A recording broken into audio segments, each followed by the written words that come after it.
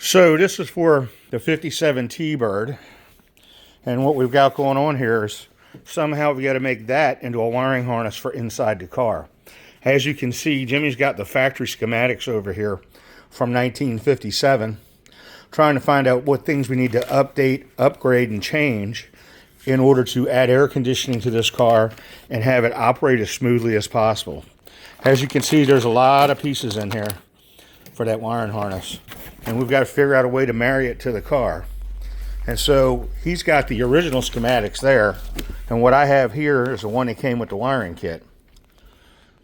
As you can see, it's fairly complicated, but Jimmy will have this done in no time, lickety split, because that's what Jimmy does. He's our Swiss Army knife, and he is a wiring genius. He certainly does better than anybody else I've ever seen.